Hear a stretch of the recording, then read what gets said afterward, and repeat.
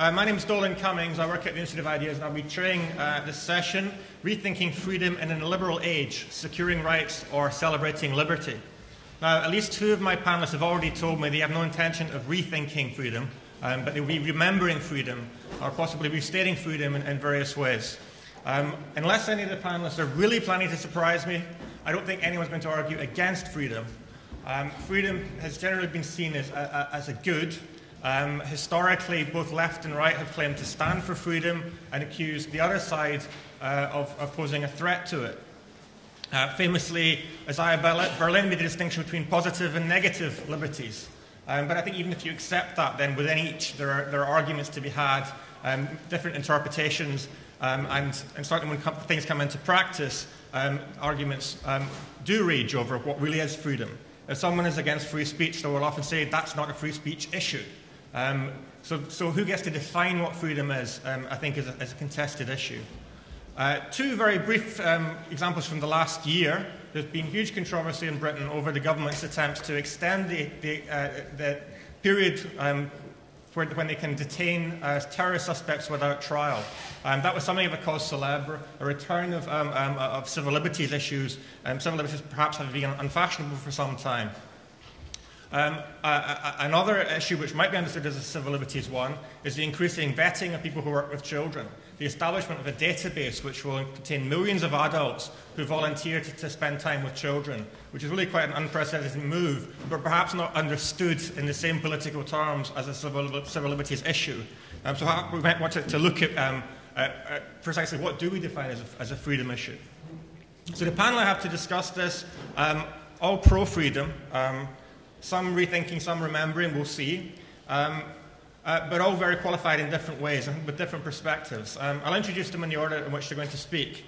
First, on my immediate left is Anthony Barnett, who's founder of Open Democracy and co-chair of Real Change and co-director of the Convention on Modern Liberty, which is a convention that brought together civil liberties campaigners from left and right in February of this year in London. Anthony was also one of the instigators of Charter 88, arguing for a constitution launched, as the name suggests, in 1988. And he's the author of The Athenian Option. After Anthony will be Wendy Kaminer, on my right, who's a lawyer, social correspondent for theatlantic.com. Wendy's American-based and writes on law, liberty, feminism, religion, and popular culture, and is the author of Worst Instincts, Cowardice, Conformity, and ACLU. That's the American Civil Liberties Union, which, as the name suggests, is a source of some controversy. Third to speak, you will perhaps notice Jo Glanville from Index and Censorship unfortunately couldn't be with us. She's not well. But I'm very grateful to Padraig Reidy for stepping in to take her place. Padraig is the news editor of Index on Censorship and also a presenter on Little Atoms, the radio station, which is a media partner here at the Battle of Ideas.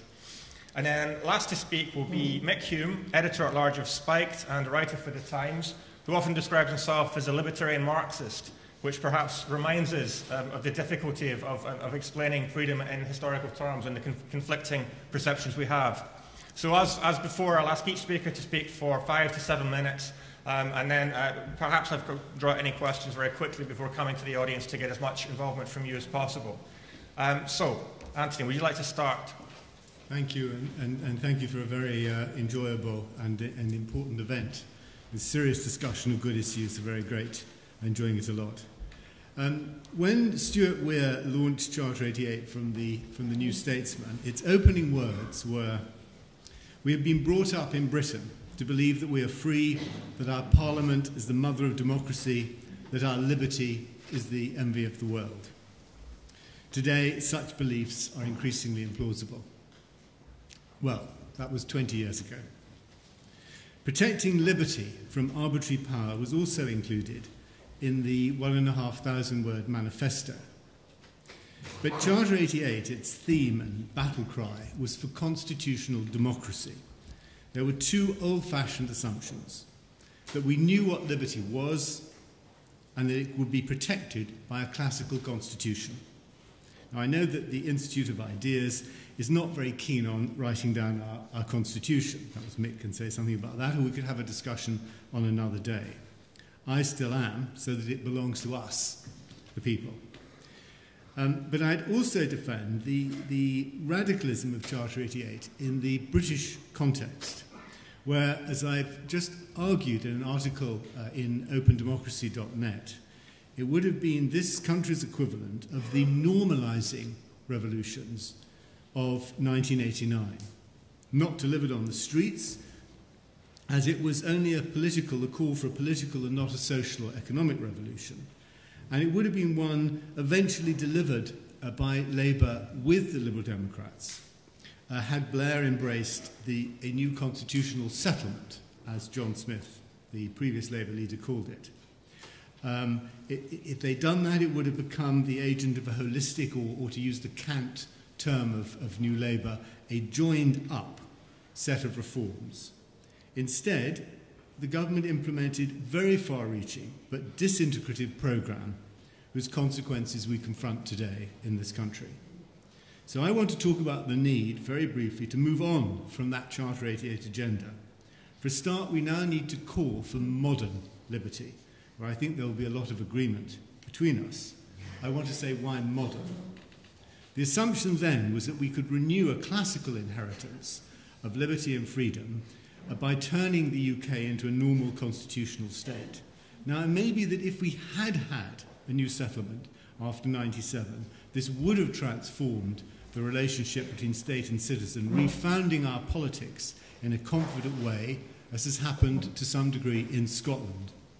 Instead, we got the worst of two worlds, in which the strengths of each undermined the other, to create a chronically fraught, hysteric, and dangerous polity that we live in today.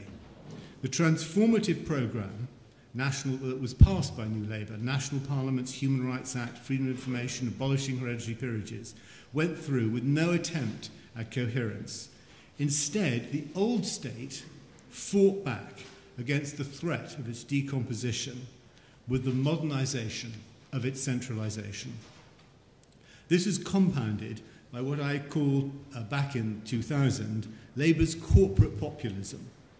The government modelled itself on corporate marketing strategies rather than on democracy. Just take one example of the consequence, and there are many. We had a system of parliamentary sovereignty in which proud, honourable members of the Commons and their lordships exercised supreme, uncodified power expressed in a cabinet system. The culture proved old-fashioned, unsuitable for the globalised world. Blair and company used that tradition to concentrate all that sovereignty on the sofa. They celebrated strong government that resulted, but its underside was parliamentary weakness, often bought, as we now know, for a song. Fine, you might say, as some did. This shows the old system really worked. It could take us to wars. But at the same time, freedom of information, part of a codified constitutional system, was inserted into it. The result, as we've seen with the expenses scandal, is a toxic explosion. Now, while much of what has happened is born of the weakness of this incoherence, the drive remains in the state to be a power, to be a world power, and it grips that state, and in its cause, they've developed advanced methods and adopted them, even when inappropriate. Hence the pioneering application of database technology and surveillance. In these circumstances, what should we now look for?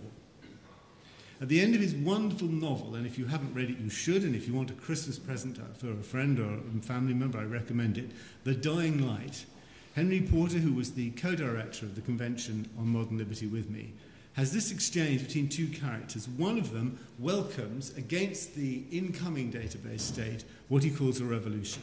The other, who is more of a Henry hero, corrects him and says, no, a restoration. The restoration of our rights and privileges, nothing more. My argument is that we cannot look to a restoration, but nor are we seeking a classic revolution. The normal itself has been transformed. I was thinking perhaps he might express it with a campaign called Yes to ID. Not its management by the state on our behalf, as the government aspires to which we should most certainly say no, but to its ownership and control by ourselves. For what we are is changing with digitalisation. Not just our society and our economy, but our politics is being fundamentally remade.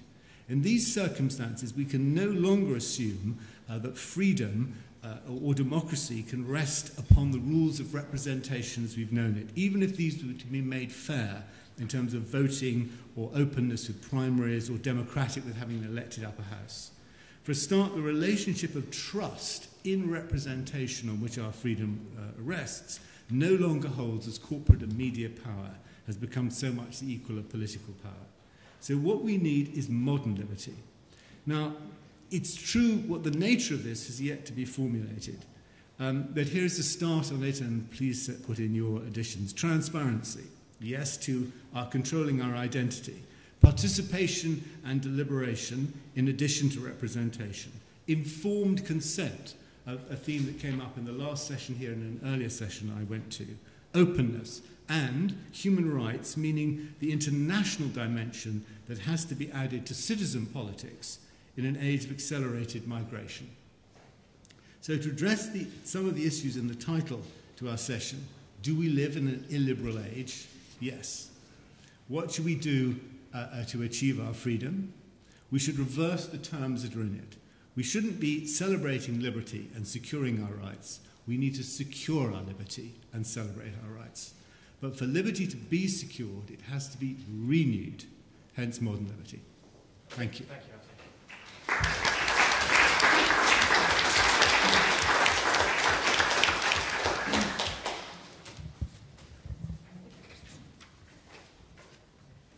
Thank you. I am one of the panelists who has no intention of rethinking freedom because I persist in maintaining what I think of as a traditionally liberal notion of rights and freedom and believing in traditionally liberal distinctions between the public and private realm. And I was struck by the title of this panel, Securing Rights or Celebrating Liberty. It struck me that positing a choice between securing rights and celebrating liberty is a bit like positing a choice between love and marriage. They may not always overlap, but they are hardly mutually exclusive, or at least we hope they're not mutually exclusive, and I hope, that they can be mutually reinforcing. So our social freedoms, our fair society, is to a great extent contingent on our formal legal rights. Take a very simple example. Going to a museum or a movie is certainly part of your daily lived experience. Your formal speech rights will determine what you may or may not see there. Personal relationships are surely part of our daily lived experiences, but the nature of those relationships is at least partly contingent on your legal right to engage in them, which is why the gay rights movement is focused right now, at least in the States, on the right to marry. Hannah Arendt called the right to marry fundamental, inalienable. It is both really a social freedom and a formal political right. Marriage is an institution of the state.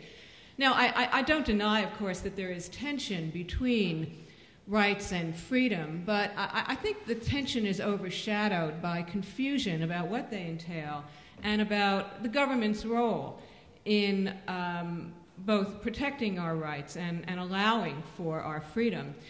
These debates tend to be framed, at least in the States, in a rather incoherent, result-oriented partisanship. So on the right, rhetorically, people celebrate freedom. The right has practically copyrighted the word freedom while showing relatively little regard for the concept. So trumpeting freedom doesn't stop many right-wingers from supporting the very expansive national security state that developed during the Bush years or the ongoing censorious culture war. On the left, you will rarely hear people utter the word freedom, though they sometimes talk about civil liberty. They tend to focus a lot on equality, and not just economic equality, but existential equality, which includes some sort of right to psychological well-being, which I think is really quite dangerous. So the left undermines freedom the most by trying to restrict intolerance or discrimination in the private sphere. This is particularly pronounced on university college campuses. The right, at least historically, has undermined fairness by ignoring discrimination in the public sphere. it tends to undermine freedom by trying to restrict sin in the private sphere. But put right and left together, and you would still lack any kind of coherent analysis of rights and liberty and of the public and the private realm. Which brings me back for a moment to Hannah Arendt. Arendt made her comment about marriage in an essay written about 60 years ago, a very controversial critique about federal efforts to forcibly desegregate the public schools. Now, I don't share her opposition to forcible desegregation. I think it was absolutely unavoidable. But the reasons for her opposition are instructive. Aside from her pragmatic concerns about it and her very strong distaste about enlisting children in what was a very heated and often violent political battle, Arendt was quite sympathetic to the private associational rights of parents who wanted to control their children's education. Now, again, I don't think in this case associational rights should have prevailed. I think your associational rights they don't disappear, but I think that they're diluted when you engage in a commercial or educational endeavor in the public realm. But I appreciate her conviction, and she stated this quite in her usual clear-headed fashion, that social life depends on the right to engage in social discrimination. And that's a right that many liberals seem bent on trying to eviscerate, and in eviscerating that, they will eviscerate freedom. Lyndon Johnson, during the civil rights years, said, law can't change what's in people's hearts, law can only point the way. And the problem today is that many liberals seemed intent on using the law to try to change what's in people's hearts.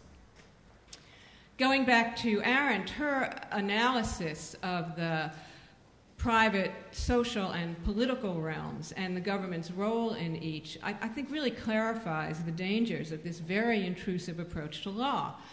To state the obvious, the political realm demands government intervention to secure political rights, the right to vote, due process rights, rights against summary detention, most notably. I would add the right to public education, employment, access to public services. The private realm demands laissez-faire government. These are pretty obvious principles about which you can find general agreement, but in practice they're really quite controversial, or they're applied arbitrarily with an eye towards results and no coherent delineation between the public and private sphere. So today, with people being summarily detained and tortured, political rights seem paramount. It's easy to scoff at people who complain about social restrictions on their daily life. But social controls of the right to smoke, the right to overeat, allegedly abusive speech, or the right to get fat, they seem trivial when you look at them individually. Collectively, I think they're really quite consequential. Collectively, I think that they erode the basis for a free society, because the more officials exert social control over everyday behavior, the more people develop habits of submission, the more they become tolerant of repression. I do believe that privacy is a foundation of a free society. I think it's extraordinarily important. I'm afraid that in some ways this may be a moot point, as some of you may have attended the last session on privacy, because we have lost so much of it. I don't know if it's been lost irrevocably, and it's not just government surveillance or surveillance by large private entities, but it's the enthusiasm, the eagerness with which the public has surrendered privacy for the sake of a department store charge card or a notoriety or easy social networking. So I really do worry about the future in which privacy is so greatly diminished. To offer you in conclusion a fairly sensational quote, there is no unpolitical sphere of life. That's a quote from a German court in 1937.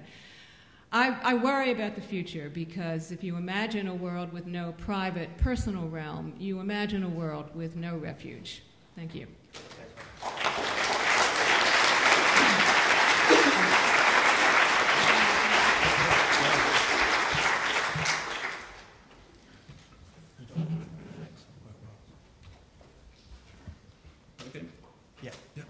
I will, as Dolan pointed out, I'm a stand-in here, so I will probably be a little briefer and a little bit vaguer, I'm afraid.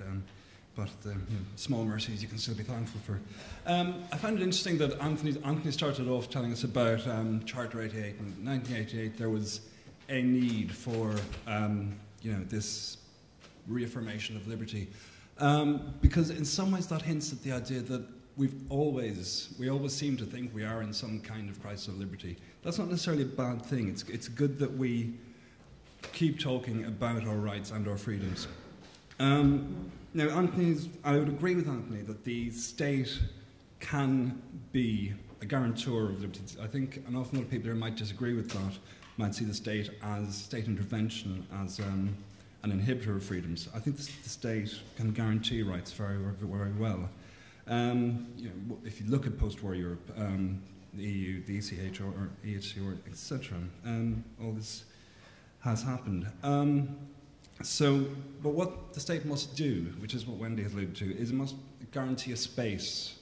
So it brings us rights, which are a space in which we exercise our liberty. They're not things in and of themselves. Wendy alluded to economic and material rights, which are important. Recently, Irene Khan, the outgoing director of Amnesty, posited that the right to be free from poverty, shelter, etc., was more important than rights than, say, free expression. I disagree with that very strongly. I feel that when one starts going down that road, one can end up in rejection of any kind of restriction or restraint on how we act. For example, I'm a smoker. I have absolutely zero problem with the ban on smoking indoors. I do not think it inhibits my freedom or anyone else's freedom one bit. There's no real insult to my integrity as a human being in that.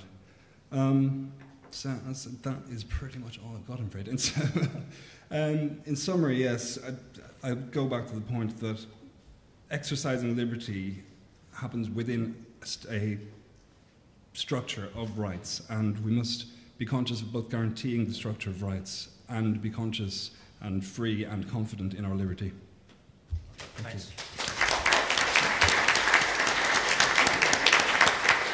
Let's just come back on there. Mick, can I ask you?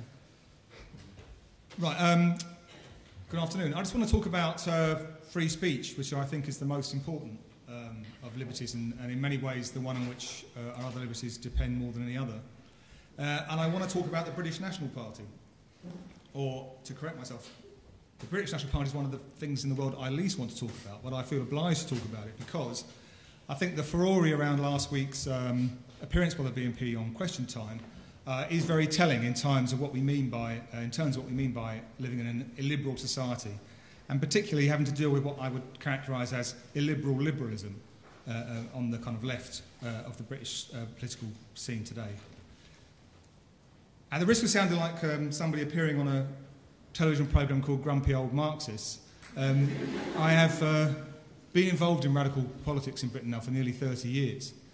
But I can honestly say that last week, following that furore around the BNP's appearance on the BBC, I felt, as I never felt before, that if things go on like this, we are really there's a serious possibility that we end up in a society that one might characterise as authoritarian, as totalitarian, where politics is a kind of one-party monolith, and where everybody must say and think exactly the same thing.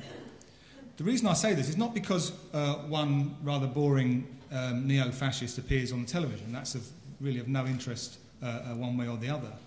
But because of the rather hysterical reaction that Nick Griffin's appearance on Question Time provoked, I thought that the truly shocking thing to me was the extent to which it was assumed by so many people, so many public figures, that the BNP could not be allowed to express their political views. That was far more shocking than anything that Nick Griffin had to say on that rather uninteresting programme. Many people didn't want him on there at all, and government ministers threatened to, legal action and all the rest of it they're familiar with. But even those who said it was okay for him to appear, either did so because they said, well, he can appear, but the programme's got to be, done in such a way that we get across the correct message about the BNP. We can't have an open debate with him involved in it. And of course, that's what happened. It was, as described on Spike, a kind of cultural lynching that was set up for him on that programme. Somebody told me that, oh, now surely that the BNP's been on the BBC Question Time, that means the old left demand for no platform, which I've always been against, is a kind of idiotic attempt to think that you can solve a problem by banning it, that no platform for fascists, that's dead. But I think that's quite a wrong way of seeing it, because actually, to me, what that programme was a new form of the no platform position, which is you let them sit on a platform, but you still don't give them a platform to actually express any political views other than about themselves. So it's a new form of kind of no platform politics. And then there were others who said, and many people said afterwards, oh yeah, well it was all right that Nick Griffin was on because, you know, he's an idiot and he made a fool of himself, so it was okay.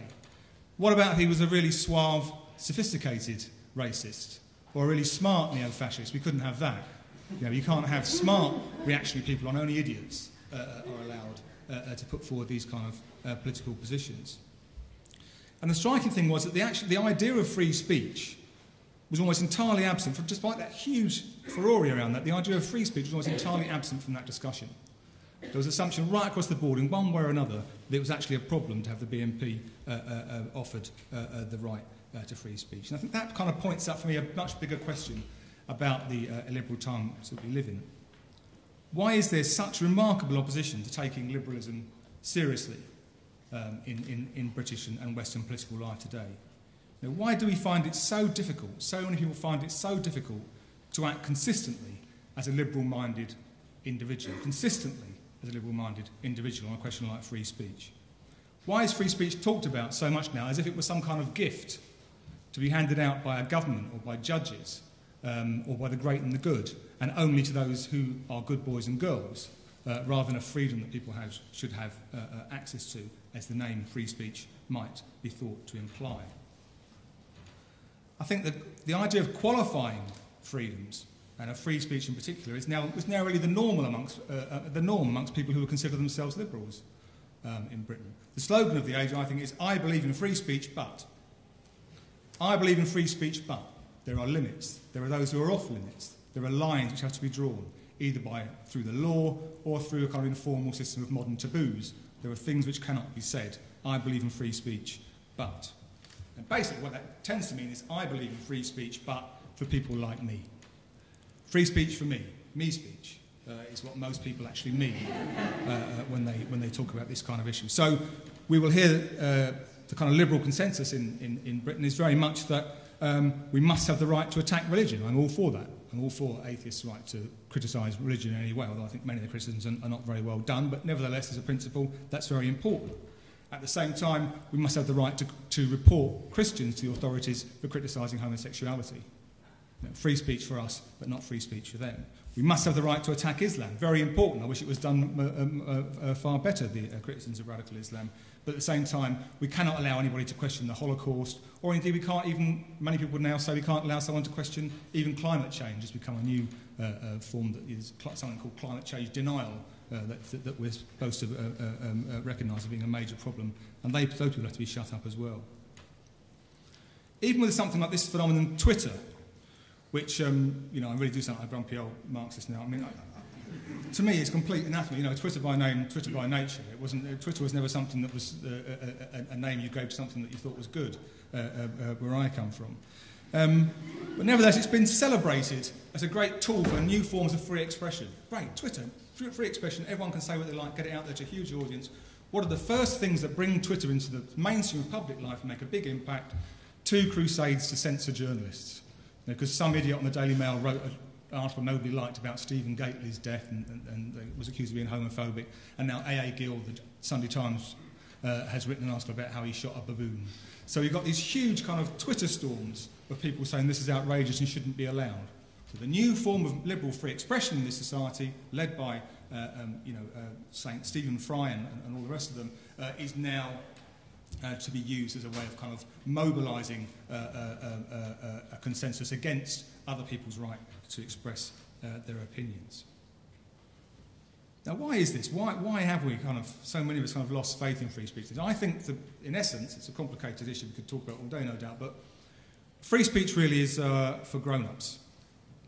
And I think the idea of free speech assumes a maturity of individuals who have the ability to We assume people have the ability to listen, to dissect, discuss ideas in their own terms, and we trust them to make up their own minds.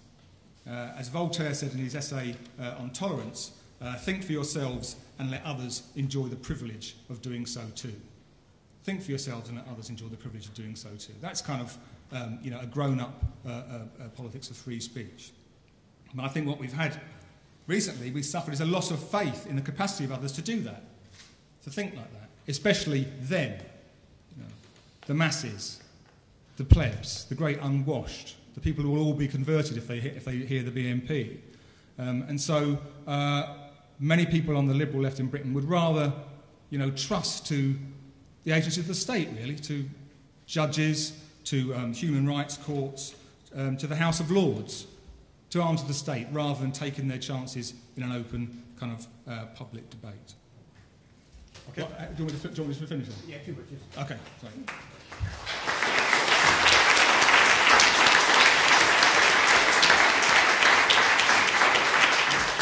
Okay, thanks to everyone. There's a lot we can come back to. I'm sure people have got more to say. Just one thing I wanted to bring in before I come to the audience was, I guess there's a very rough division. It struck me that Mick and Wendy were somewhat more pessimistic than Anthony and Padraig. And whether this has something to do with more cultural reflections. Wendy, you talked about you being very concerned about the future, the way that something like privacy had been undermined. And Mick, about where people's respect for an idea like free speech is undermined. So in that context, what does the law guarantee? What does the Constitution guarantee? Anthony, you made the point that you favour a written Constitution because that way it's ours.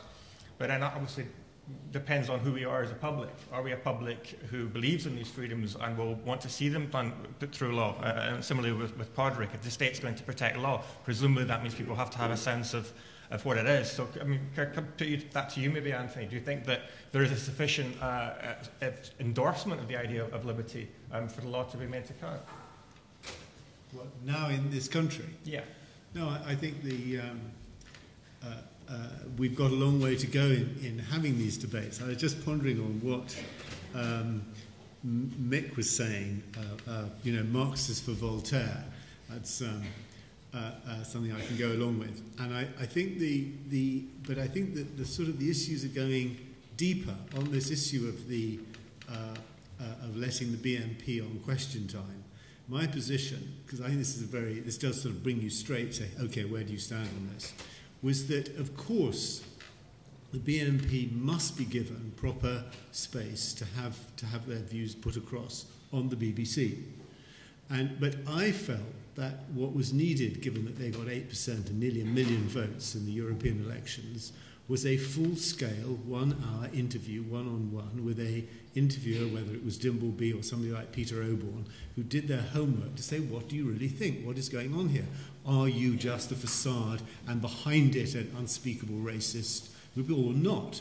And the point about the question time was that my argument on this, which we wrote about in Our Kingdom, which is the blog of Open Democracy, the blog about Britain, is that the BBC itself has a certain strategy here. I was very struck in the programme, which I think if 8 million people watched it, most of the people here would have watched it, but the audience had already got to a place which isn't represented by any political party. And they said, we're multicultural, we're British, get over it, come, where do you want us to go to at that? They were sort of in a place which isn't really there in our official politics. And I think the BBC, those people are not on the platform. And the thing about question time is, we found this very strikingly with Modern Liberty, where a whole lot of issues were put forward. The BBC was the newspapers right across the board covered it, political parties were there, but there was no coverage on the BBC. They didn't think it was an issue.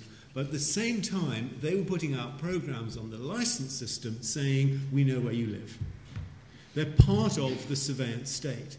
And similarly, with the issue of MPs' expenses, the BBC has the greatest news gathering and research apparatus in this country.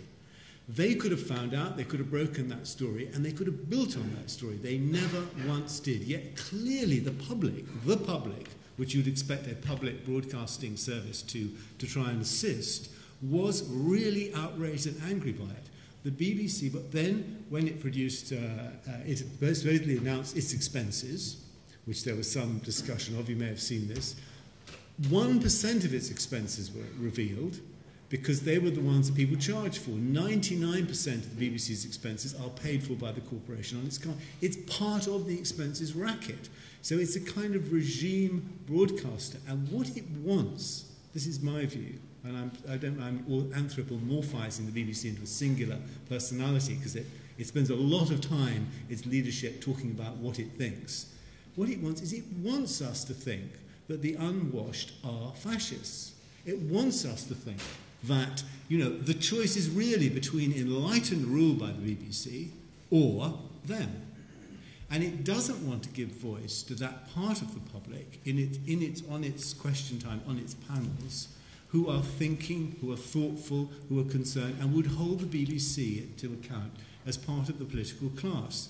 So I think the argument about question time was that it's created a sort of false platform. And I agree entirely about the point about it being then becoming a sort of lynch mob, right? That it then wasn't giving them a proper platform to speak about what they should do.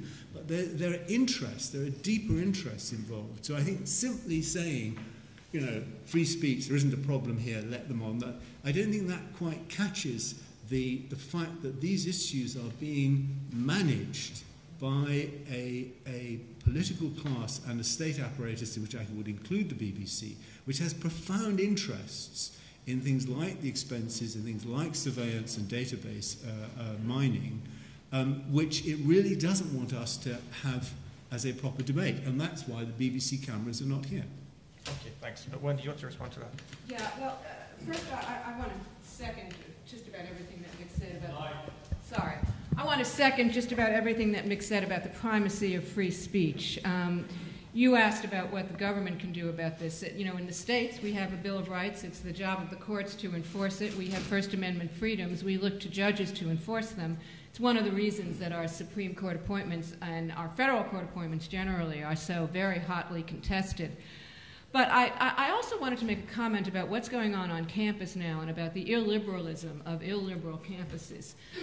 It's become conventional wisdom among progressives that you don't have a right to engage in speech that somebody finds offensive or abusive or speech that's considered hostile to equality, as if we would need free speech rights to protect speech by which no one is offended. I think this is incredibly dangerous going on campuses all over the country, partly because we are turning out generations of students who believe, as Mick noted, I don't believe in censorship, but free speech doesn't include hate speech. Well, of course free speech includes hate speech. And I think part of what drives this is not so much a contempt for the masses. I think it partly, to a great extent, I think it comes out of the therapeutic culture. And this notion that people can be wounded by words because they're so vulnerable, they're so fragile, almost in the same way that they can be wounded by physical assaults. And so we see whatever is called hate speech or abusive speech being equated with assaults. And we see generations of students being taught to think not that you have a right to insult them, not that you have a right to make them feel bad about themselves, but that once you do insult them, they have a right against you. And that is a really fundamental distortion of rights and liberties. And I'm very concerned that apart from the sometime failure of courts to enforce individual rights, that we have generations of people coming up who are fundamentally confused about what they actually mean and who are confusing their rights with power to deprive somebody else of fundamental rights. There's a real confusion, I think, of liberty, rights, and power. Okay, thanks. Padraig, what's your take on that? The BNP thing seems to be a useful... BNP. I thought, and what Anthony suggested, that we have a 1 hour kind of sit-down audience with Nick Griffin was slightly odd. I think we either have a lynching or, as Anthony suggests, a pressured interrogation. It doesn't make any sense to me. You either have acknowledged that someone is a politician, a certain amount of people have voted for him, and now let's talk to him, or you don't. It is not free expression. It's not a free expression argument to, again, exclude and make a special case by putting him on this different programme. More broadly, the original question was, is there an appetite for reform? And I'm very glad Wendy brought up the courts. We have our own problem with the courts in this country, with judges and a specific judge who shall for the moment remain nameless, but any journalist in the room will know who he is.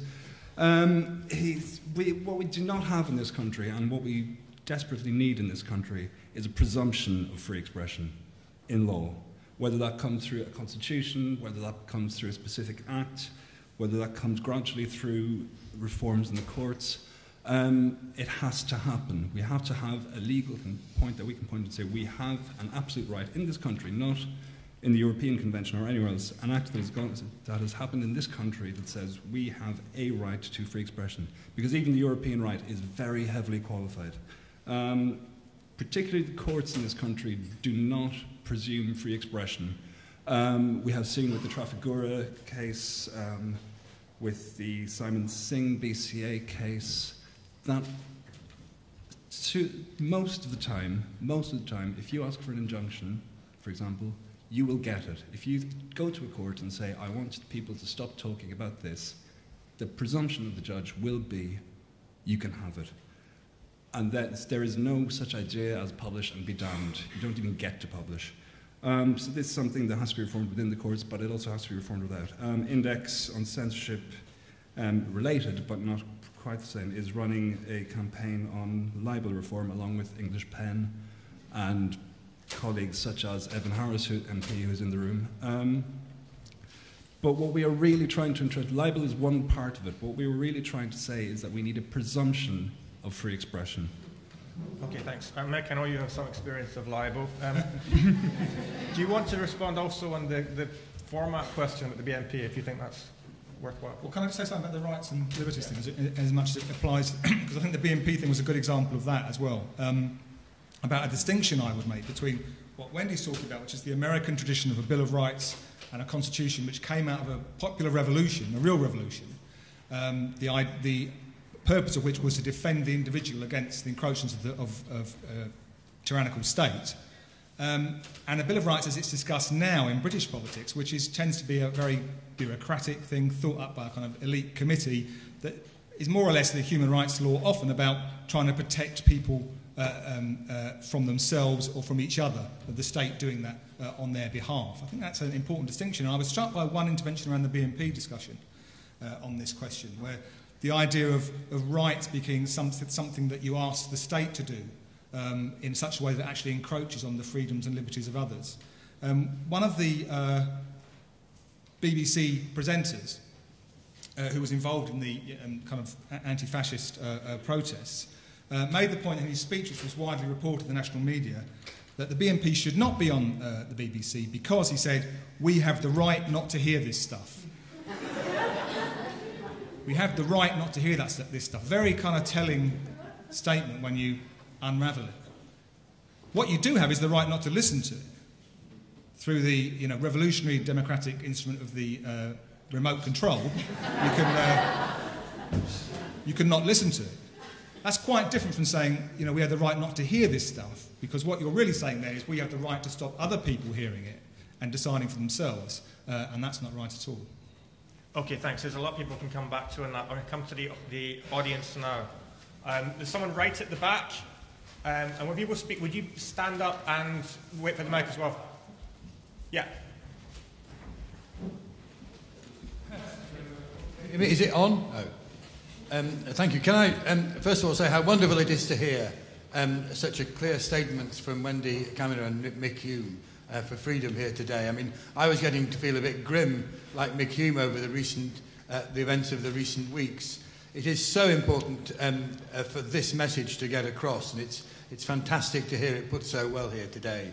The Guardian editorial that said that the BBC should not have invited the BNP to speak on the BBC is a bigger threat to our freedom than anything the BNP could ever do or think. It's a tremendous threat, to the freedom of expression and the freedom of the country. It's a much more powerful institution than the BNP is ever going to be. And I'm disappointed, really, in Anthony Barnett equivocating. I think you make some good points about the BBC and its enmeshment in the state. But, on questions like this, we have to be clear, and very clear indeed that, they've got a right to speak and we've got a right to listen to them. Because, of course, that's always the way with these bans. The ban is an insult to the person who is stopped from speaking, and it's a tremendous insult to us who are prevented from choosing whether or not to listen, as if we're not good enough. We're not good enough to hear this. We can't be trusted. We're too vulnerable. That isn't true, and we shouldn't accept it, and we should reject any attempt that these people attempt to make the choice for us. Can I just quickly say the freedom of speech is terribly important, but Wendy Kaminer mentioned something that's terribly important as well, privacy, and the right of privacy and all that it involves.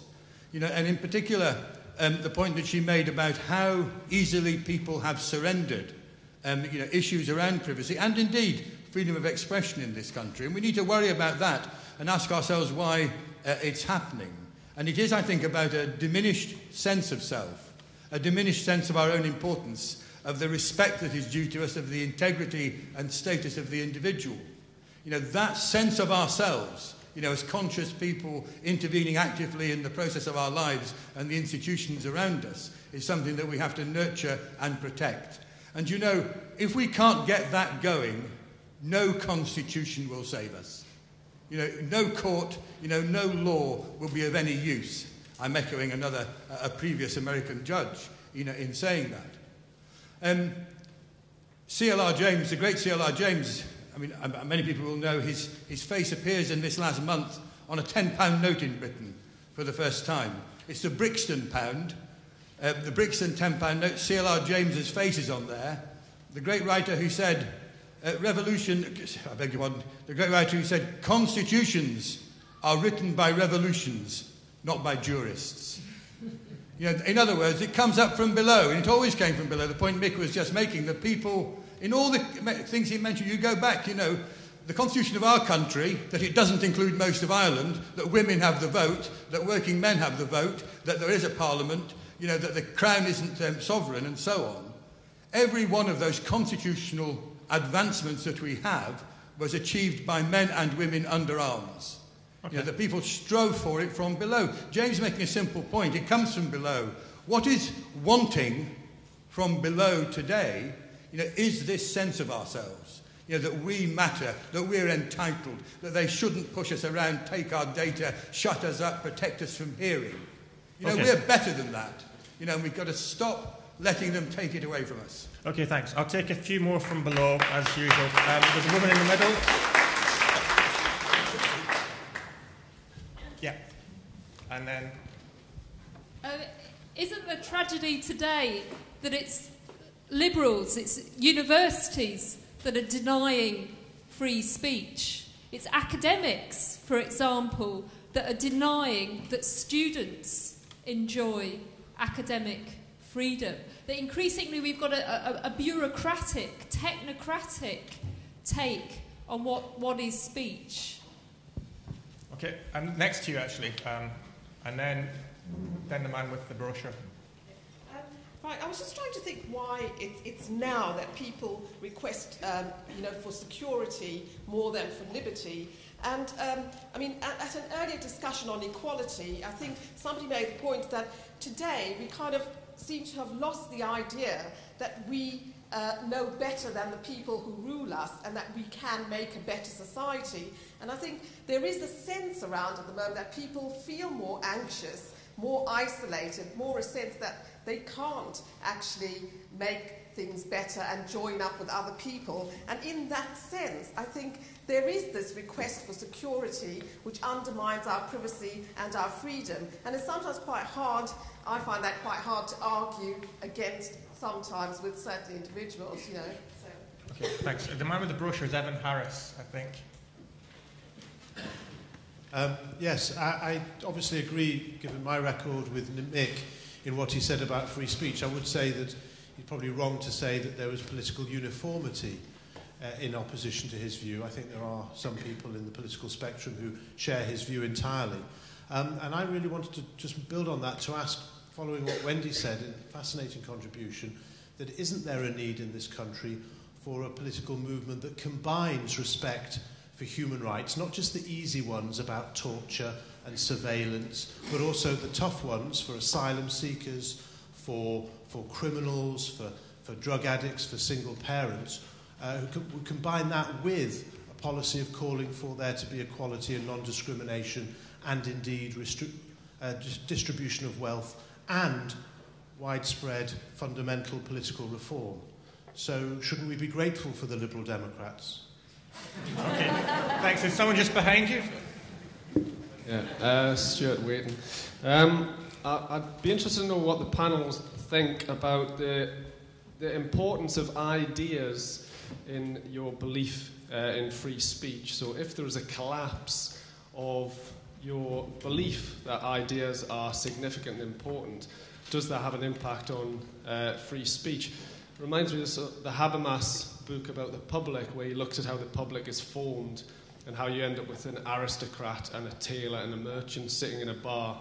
And it's no longer what the aristocrat simply says for being an aristocrat which is important. It's actually the person with the good ideas. And you have a certain equality formed because there's a belief in the importance of ideas.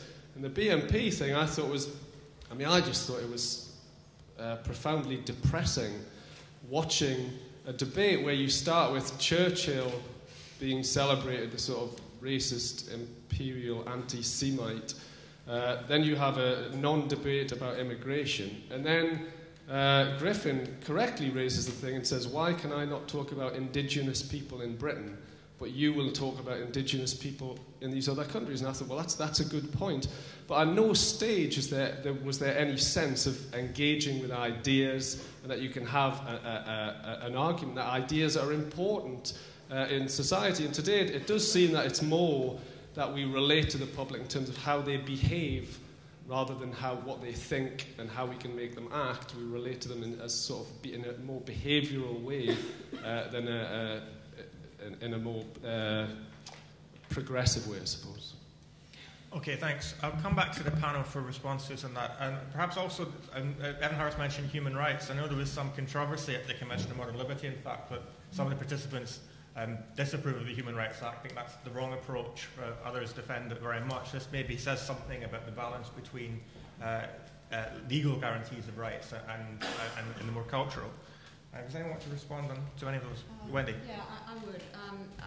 I want to respond to what I think were really two related points. One is that we should be grateful for the Liberal Democrats, and two, that it's liberals on campus who are imposing so many of these agendas. And in the end, the vote was to take on both a civil rights and a civil liberties agenda. I think it was the right vote, and the ACLU became involved in fighting for racial justice, fighting for equal employment, fighting for reproductive choice. There's a very broad civil rights agenda as well as a traditional free speech agenda. And I think that for many years the organization successfully combined those agendas. There's always sometimes tension between those two. How do you deal, for example, with what's considered extreme verbal harassment in the workplace? We had a lot of very heated arguments about that, and they're not simple arguments. I tend to err on the side of free speech. Other people tend to err on the side of equality, but those are important arguments to have. And so, yes, of course, I am very grateful for equal employment laws and equal education laws. They certainly changed my life. I can remember a time when want ads were divided into columns for male and female jobs, and the female jobs were secretarial, or what used to be called My Gal Friday, whatever the hell that was. And the male jobs were taxi cab drivers, which I suppose weren't all that much better. But to get back to the question about liberals imposing all these restrictions on individual rights on campus, that also comes out of, I think, an exaggeration of what what social and economic equality requires and demands of officials. And I think that if liberals want to defend free speech, they need to be willing to take on the diversity movement, because in addition to, I think, the contribution of the therapeutic culture to the current fads in censorship, there's also an important contribution of the diversity movement and this drive towards equality. And it's what I mentioned earlier, that we don't just want to protect economic equality, that it's almost as if we're protecting existential equality. We have to protect everyone's psychological well-being. So especially if people, especially from historically subordinate groups, are offended by speech, well, it's very important that we repress that speech, because that's the only path for them to economic equality. I think that that's patronizing, and I think it is utterly, utterly wrong. You know, I think that we need to be able to say forthrightly, as Hannah Arendt said some 60 years ago, that social life depends on social discrimination, that the right to engage in discrimination in your private life, in your social life, and whether it's speech, whether it's association, is extremely important, and that when government starts intruding on that, government becomes tyrannical. Yes, I think a lot of very interesting questions. I suppose the thing that really comes out of it is, what is the threat? So if I could just very briefly try to get to that point. The gentleman that said what matters here are ideas, where is that? I agree very strongly with that. And I think to address the gentleman at the back who accused me of equivocating, thank you very much for that, I totally agree with you about the fact that people need self-belief. Without that, constitutions are mere pieces of paper, everything is lived, and until people have that sense of self-belief, we're going to be lost. That is a big threat, that there is a kind of passivity or acceptance, or, you know, a sort of giving away of your privacy for very trivial commercial reasons. But that self-belief doesn't just come from yourself, it comes from having ideas about who you are, it comes from those sort of arguments and debate. So the point I was simply trying to make about the BBC's coverage of the BNP is, I'm absolutely against censoring them. I'm certainly for taking them on. I'm certainly for if 1 million people vote for a political party, you've got to take its ideas very seriously. You've got to give it coverage. You've got to. People don't want to, you know, listen to it. That's fine. But it's got to be kind of examined. But the way in which we sort of, there is a, and this is part of where the threat comes in, is not simply from a sort of a liberal, bien-pensant culture which is everywhere. There are quite big vested interests in controlling the way in which we think and what is going on. And that one, in my view, the heart of that threat remains our political class, which includes whether it's the MPs, whether it's the civil servants, whether it's what one government minister said to me was the deep state in the Home Office, and this moves into the BBC. And we've got to look at that, and we've got to be able to think about that and not simply just always go, and I think there are problems on campuses, but I don't think that what's going on, certainly in this country on the campuses, is the main threat to our liberty and to our freedom. Mick? The questions and points that were raised about the history of the struggle for liberty and civil liberty in Britain and elsewhere, I think is very interesting. I reviewed an exhibition last year at the British Library about the history of the struggle for liberty in Britain, going back to the Magna Carta and right through. That's some fascinating stuff that, you know, really want to make you cheer. They had the death warrant of Charles I in there, which is one of my favourite things I've ever seen. Especially when you live in a bizarre world where we're now going to end up with Charles III, when all that was resolved 350 years ago. We have to go back and talk about it again. But it was a fascinating exhibition, because it showed to me a real kind of circle, because it began with the Magna Carta, which, although is rightly seen as being an important foundation of the freedom issue in Britain, is actually mostly about property rights, and it's an argument between the barons and the monarch. It went through all the movements for women's suffrage, for democratic rights, against racism and slavery, and all the popular struggles, and the English Revolution, very violent struggles, many of them. And it ended up with the Human Rights Act and the kind of debate that goes on today. And it struck me there was a real kind of... And Charter 88. Circle there, indeed. And I thought there was a bit of a circle there, because it began with liberty as an issue that belonged to an elite, barons and kings, and the kind of peasants were literally brought on as a not just as a stage army, but as a real army to kind of do their bidding. It went through a period where, in different ways, the masses became involved in the question, and it ended up with a new kind of elite discussion, not between barons and kings, but between law lords and lobbyists and human rights professional campaigners, but just as elitist and exclusive in its own way as where that discussion had begun. And the real lesson, can I just finish and then you can say what you like?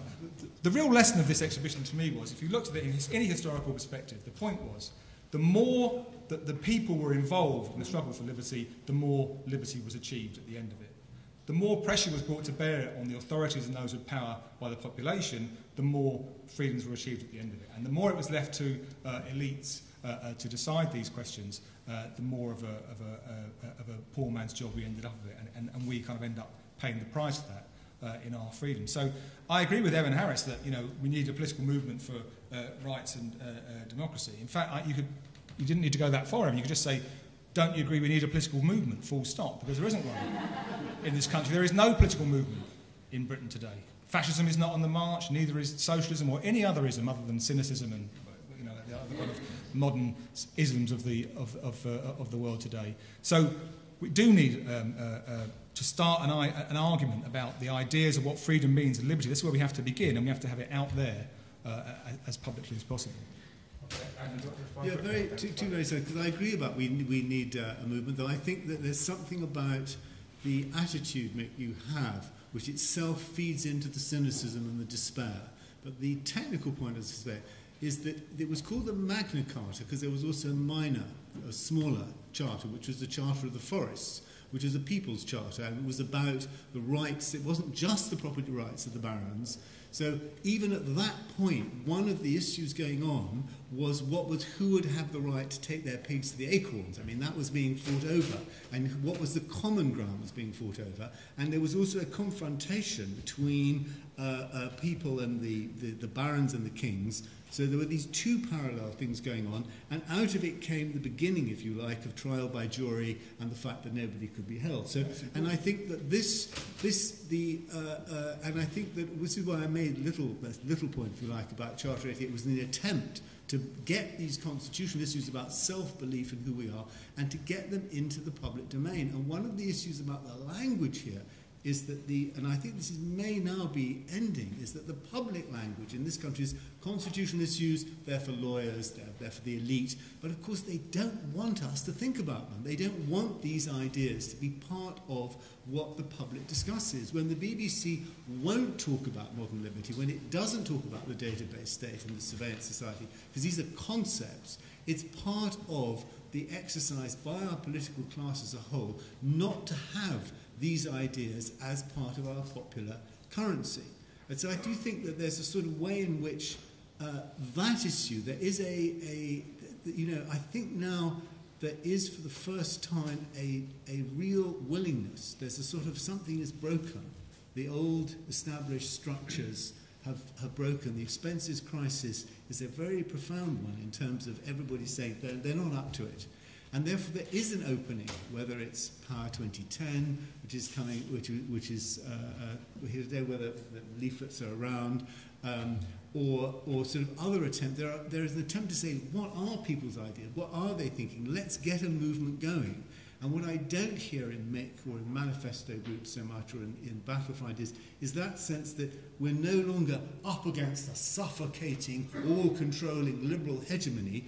People, this is a very big moment is now opening in this country. Nobody's going to take 20 years of David Cameron and Toryism being ruled, but they're not going to be able to recreate these conditions. So a big opening is there, and we need to be able to think of, make this case for freedom and liberty in a way which says, okay, the population, people now want this. They want this stuff. And we can be less cynical and much more, I'm not saying we're going to win, but the opportunity to have a movement is now beginning, and that's a very important thing to hold on to and to really try to build and not just dump on. Okay, thanks. Padraig, just addressing the gentleman at the back, I think the idea that one editorial in The Guardian is... Can you hear me? Sorry. Firstly, the gentleman at the back who seems to think that one editorial in The Guardian is more powerful than a party for whom 1 million people voted. I'm really not sure that's a very healthy or consistent idea. What interested me was the point about the importance of ideas when we discuss free expression. There's a yes and a no answer to this. Yes, we must defend free expression is all important because it's how we get our ideas across, quite simply. If words weren't important, they would not be worth defending and they would not really be attacked that often. So words is how we get our ideas across. However, there is often, and it's something that Mick has alluded to earlier and various people on the panel have alluded to, we need to be very careful when we defend free expression that we do not talk about it in terms of the quality of ideas, or that we do not talk about in terms of taste or decency, that we need to be consistent that free speech is an absolute that we aspire to, not something contingent on taste or value. I would just like to add for a minute that I think we also need to be careful to stress that free speech is not just a formal legal right, which it is in the States, and I think it absolutely should be just about everywhere in the universe, but that free speech is also a moral right. And it's hard to defend the moral rights of bigots sometimes, but bigots have moral rights to express whatever ideas we deem hateful. It is a fundamental moral right, and I think free speech advocates have to make the moral argument for free speech. Okay, thanks. Can I see where the microphones are? Yeah, there's someone right in the middle. If you bring that one down a few rows, then the woman in the middle in front of you. Then the woman with blonde hair and glasses in the middle. Yeah. I was very interested in Wendy Kaminer's discussion about privacy and Hannah Arendt's comments or arguments about the relationship between the private and the state and the issues of state intervention into the private sphere. Because in many ways these raise some of the more difficult questions of rights and freedom. Perhaps one of the most graphic current examples of this is the removal of children by state agencies from families, because they're obese or because their children are out of control. And it does raise, the question of difficult questions for people, because I think it's always very, very difficult, I think, for people to decide, where the state has the right to intervene in private affairs and where it doesn't. But I think the thing is that the whole discussion of cases like these has become extremely illiberal, where in fact people find it extremely difficult to defend the rights of parents, for example, to their own space and to bring up children as they wish. And the imposition, of external standards, if you like, on parents. But these are quite difficult questions, I think, and I'd be interested in the panel's response. Okay, thanks. If you would pass that back, and then there was a woman on the side here, Dolan. Would you stand up, please? I've been to talks today on parliamentary reform and war, and now this one. And in each one, the panel seemed to say that there isn't enough popular engagement with the issues. We're all sitting here and we care, but outside there's 60 million people and not enough of them are switched on. And I've also been to the Battle of Ideas last year and the year before, and pretty much in every talk the same thing was said. People just don't seem to care enough. And I just wonder, on a practical level, what is going to change in this subject and the others that we're discussing this weekend? Parliamentary reform seems to be vital, but unless the people in power want it to happen, I don't think it's going to change. Thanks. Yeah. This is mainly for Wendy, but I'd be very interested to see what the whole panel thinks about this. I have to preface my question by saying that as a MA student in human rights, I'm probably part of the problem and the scary future that Wendy was talking about. However, I was wondering if we could try and reintroduce the idea of the public into this discussion about the private sphere and the state, because the discussion isn't really private sphere protected from state intervention, because the private sphere and the public sphere are completely intertwined. If the 20th century has shown us anything, is that the private is political. So if you look at like the women's movement, for example, my private right not to be beaten up by my husband then translates into the feminist movement. So I'm quite scared, actually, of ideas that really reiterate rights as individual rights. There's such a thing as societal rights. So what scares me about this, the Arrodent quote, is that it really reminds me of how in the 20th century, especially the latter part of the 20th century, after the Universal Declaration of Human Rights, this belief of individual rights has actually been used as an excuse to propagate injustice. My right not to associate with someone, so my right to socially discriminate, as a sense, is a way of not allowing people into the ruling spheres. And on the question of Indigenous rights, it's a very long question, but Indigenous rights are generally seen as being where you protect the original inhabitants of a country from colonisation. So if you want to apply that, the speaker in the back, to British rights, I think that's an incredibly dangerous point that's very anachronistic. Okay, thanks. Would you take that mic to the back, and then over here, the guy in the Motorhead t-shirt. I've never been to an American college, Wendy, but it sounds a fearful place. Unfortunately, the local democratically elected politicians of the town where I live in Brighton, many of them Liberal Democrat, I must say, have turned that place into a very censorious place. One of the things they've done is they've said that in the name of protecting lesbians, gays, transgender people, protecting people of all minorities and religious divisions, what we'll do, if you have a band on, even, say it might be black men who don't like homosexuals rapping, or it might be all sorts of other kinds of bands and music, if one of those who might be construed by the council as being anti-somebody else plays, well, they will take your licence away. And if they take your licence away, you can't really have a musical event. So you think about it, the democratically elected local council can use all its little local council powers that exist for completely different reasons to then decide what we listen to, where we gather, who we gather with, whether we have alcohol there or not, and even one of the things they tried to do is they wrote to all the local shops to try and get them, their record shops, to try and get a whole list of bands and types of music even banned. And then when they just told them to piss off, they then wrote to the government and said, look, you need to actually extend the hate speech laws, and so that we, as a local council, have got the power to actually decide how you shop as well. Now, this is what all the political parties we've got in Brighton, once they get together, do, because that is the way that they think people perceive the issue of freedom. Wendy, we must rethink freedom. You know, what you're saying is, go back to the old days will just not work, because people actually actively support being told what to do. The road to hell is paved with good intentions, you know, by all these lovely local councillors here in Brighton. And they actually know a bit about paving, because they've actually put paving stones on the ground that says, are you sure you've had enough?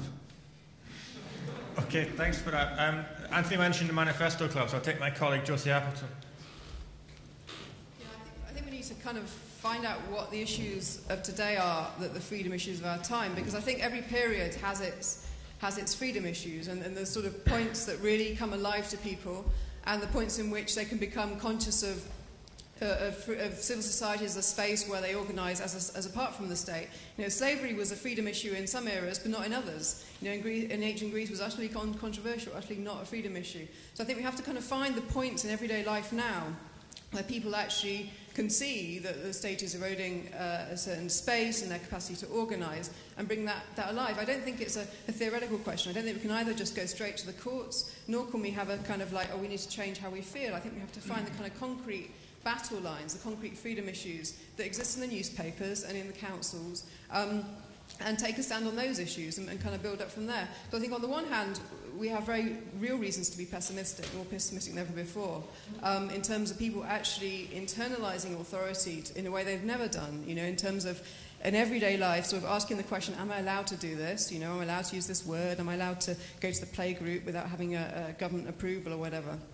But on the other hand, there is also a consciousness of this is stripping away something very important from us. And you know, and there are flashpoints all the time. People taking things into their own hands, and you know, schools rebelling against being told they can't take photos of their kids' nativity play, etc. So I think we've got reasons to be really, really pessimistic, but also optimistic as well. And I really second Wendy's point about freedom issues not just being about life and death issues. You know, you can be locked up in a jail and be shackled and that kind of thing, and that's a denial of your freedom, but it's also a denial of a freedom to think I can't use that word, to think I can't walk in that way, or I can't touch a child's arm. That's a denial of your freedom too. And I think, in a way, those things for me are extremely horrifying, the sort of everyday ways in which people kind of check themselves and incapacitate themselves through doing that. So I think we kind of have to find the very real issues on which we can say this is a battleground, this is something that matters, and it matters for this reason. And people who actually encounter that kind of barrier, the state saying you can't do this, through fighting that, that's the radicalisation, that's the radicalising process, and the thing that, you know, that actually starts to provide that culture. Because I don't think in the abstract you can't say we need to feel free, because, you know, you can't just create culture out of nothing, nor can you create it out of law. Okay, thanks. We've got about 10 minutes, so I'll take a couple more before I come back to the panel. There's someone else right at the back with... Yeah, and then there's a woman in front in red. Thanks very much. The debate is really refreshing today. Issues have come up. I'm a lecturer myself about academic freedom. Very, very good. I'm just worried that it's going a bit in the other direction, which is that the American Supreme Court a number of years ago said there is no absolute freedom of speech. You may not say shout fire in a crowded movie theatre. So they said that there were limits on it. And the problem I have about this is that, and it hasn't been overturned as far as I know. I know Wendy is a lawyer. The Holocaust was mentioned by one of the panellists. Things such as that Srebrenica, Rwanda. One of your panellists sounds as if he's Irish. The Irish brogue is there. The Irish potato famine. It's just insulting if people bring it up. It's not an idea. You know, when Williamson, the English bishop, was fined €12,000 during the week for essentially denying the Holocaust, you know, that's not part of freedom of speech. It's a lie. Well, why would that be part of what we were talking about? I mean, it's insulting to the million Rwandans who were killed, the millions and millions of Jews who would be killed. So I think the debate is very good, but let's not go too far the other way and be talking to Nazis too much. And people say that, you know, these Bosnians didn't die. Thank you. Okay, thanks. The panel's going to enjoy coming back on that.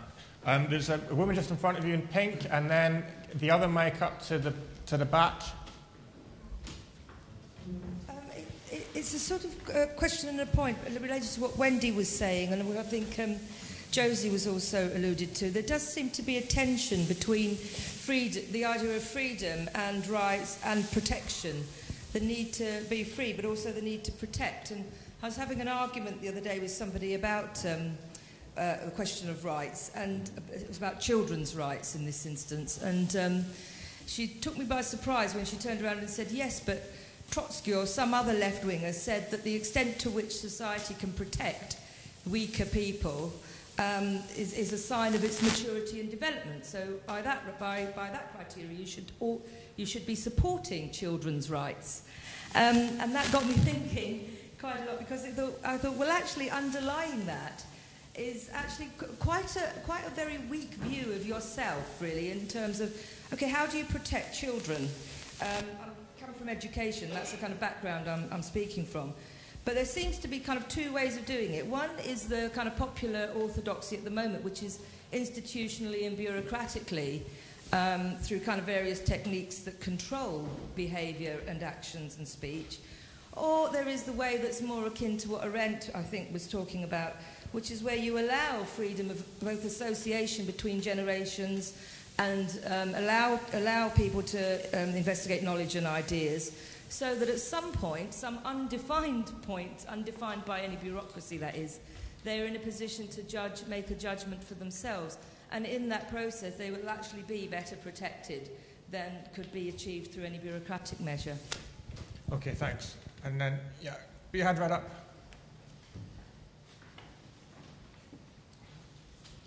Yeah, I write about football and free speech for Spiked, and this Monday I was on a Radio 5 programme having to defend verbal abuse of players by football fans. And I was introduced as an extremist, which I think is an indication of how low free speech is, the low esteem free speech is held at Radio 5. But I mean, I think it's a good case in point, and it relates to this point about insults, because earlier this year 11 Spurs fans were prosecuted, were convicted for chanting at Sol Campbell, a chant which included the words, "You're a Judas cunt with HIV," which is quite offensive. They weren't the Toll Puddle martyrs. There's nothing edifying about what they had to say. They weren't organising for a better society. They simply were chanting filth at Sol Campbell. But I think it's really important that they have the right to chant filth at Sol Campbell. And it's kind of it comes from an older football culture, which I think was more conducive to the rights discourse, because there was an assumption that people could give and take insults, that they were robust enough to be abused with all manner of unspeakable filth and continue to play football. And, you know, fans traded insults, players were abused. And unfortunately, we see that kind of, those assumptions that people are robust, that they can stand up to name-calling, we see that eroded. What I found really depressing about the prosecution of those Spurs fans was that there was, apart from the articles which I wrote about it in Spike defending them, there was absolutely silence from the Football Supporters Federation, from Liberty. I'm not sure what on censorship had to say about it. But no one stood up and defended Spurs fans for their right to express themselves freely. And I think that's a sign of where we are, and I'd like to know what the panel think about that. Okay, thanks. I'm going to come back for final comments now. A lot of the discussion has hinged on, maybe not on rethinking liberty or freedom, but in rethinking the public and perceptions of the public, as that contribution indicates. And I think to the extent that there has been a division, it tends to be around this question of how pessimistic should we be, or as Anthony indicates, is there the possibility, a groundswell of a movement for liberty or for anything else? Anthony talks about the BBC being part of a kind of a state that doesn't want to talk about these issues. So is Twitter the solution, as we're told it is in Iran, or is there something between that? Is there a kind of nascent movement? Do we have anything to be optimistic about at all in terms of restating even, or remembering freedom? So who would like to come back first? You say, Chair. All right, I'll just at the same order as we started then. Anthony. Well, thank you. I think there are different conversations going on here, and mine is mainly focused on what's happening in this country, and I want to address the lady who said that she'd been at been at the Battle for Ideas for 3 years. Everybody is saying there isn't enough engagement, and the situation now exists where people are listening in a different way and are angry, really angry, and they no longer trust the voices that are telling us how we ought to be and how we ought to behave. And those voices now, and this is where there's a certain parallel with Eastern Europe in '89, they also know that the game is up, it's over. So there is a new situation. It could be filled by the BNP if nobody else does address it, or it could be filled by people who think, as many of us do in this room. But it needs a different tone, and it needs to be able to address the way we're governed. This is where self-belief comes in, and not just, although it's very important, go on about, you know, some of the softer, however ridiculous violations that are taking place. Okay, thanks. Wendy? I do want to respond to the woman who talked about the merger of public and private, as if that were a good thing, and referring to feminism. The personal is political was a slogan. It was not a policy. It was not an analysis. It was a slogan. The feminist movement was not a battle to merge the public or private sphere or to erase distinctions between them. It was a battle in part to redefine those distinctions. for example, to redefine marital rape as a public crime and not a private act, even if it occurs in the home. Rape is rape regardless of where it occurs. It's not a private act. But feminism was certainly not opposed to privacy. Abortion rights were at least partly protected by privacy rights. And to get back to the point that the other woman made about the very difficult problem of when the state should intrude into a private home to take children away. Feminists certainly don't want, and I hope other people as well, don't want the government going into people's homes to take away the children of, say, lesbian parents or two gay male parents. And this question of when the state should step into a private home to protect the rights of children is extremely difficult. I mean, I remember sitting on the ACLU board and trying to come up with a policy, trying to come up with standards that would govern when state action was appropriate. And you talk about, you know, is there compelling reason to think there's going to be immediate harm to the child? It's a very hard problem because you don't want the state to do nothing when a child is being really abused or molested, and you don't want the state to do something when there's not enough evidence to believe that the child is at risk. These are very hard problems. And then I just want to say one point about this problem of political engagement. I think, you know, at least in the US, people are engaged in debates about civil liberties. The problem is that they're mostly engaged in protecting their own civil liberties. And as usual, the challenge is to get people to care about other people's civil liberties. I usually say that, you know, people relate to civil liberties the way they relate to tax exemptions. They support the ones that they use. And that's what has to change. Okay, thanks, Wendy. Padraig, please. I'll just briefly address three questions. On the question of political engagement, you know, we keep coming to these meetings and the revolution still hasn't happened. Well, as soon as this pub closes, comrade, as the old song goes. But I don't really like the idea of this mass mobilized, politicized population. I think... Excuse me? Ignore him. Carry on. Yeah. But really, do we want the entire population, you know, always constantly up with this? I think the right not to be arsed is a very important right. To my Irish fellow countrymen at the back, yes, things are insulting, things are offensive. Tying up the Spurs issue, last year the Irish government, the Irish embassy here, no, the Irish consulate in Glasgow to be exact, actually complained to Glasgow Rangers because they did not stop fans singing a song to the tune of the Beach Boys' Sloop John B, saying, "The famine's over, why don't you go home?" Which, personally, I found hilarious. But, you know, no doubt some people found this insulting. Last year, I spent several very, very dull and crushing days in Horseferry Road Magistrates Court covering the case of a Holocaust denier, Dr. Frederick Tobin, who was about to be extradited to Germany. In the end, he wasn't, thankfully. But I spent several days sitting in the court next to David Irving and Lady Michelle Renouf, who mysteriously decided she was my friend after that. I got a Christmas card from Lady Michelle Renouf and a free DVD. But the point there is that we come back to the essential issue. We cannot only defend freedom of expression for stuff that's okay. We have to defend it with the hard arguments for nasty, nasty people. Okay, thanks. And finally, Mick. I agree with Anthony about there being a kind of unique political moment in Britain after the political class has completely lost its authority and its connection with the population and is a permanent state of crisis.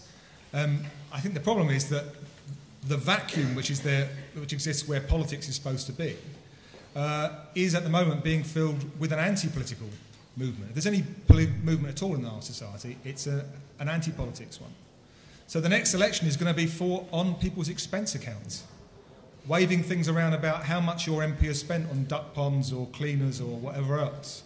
And this is what we're supposed to be holding them to account for in this kind of anti-political mood that's going to exist around the next election.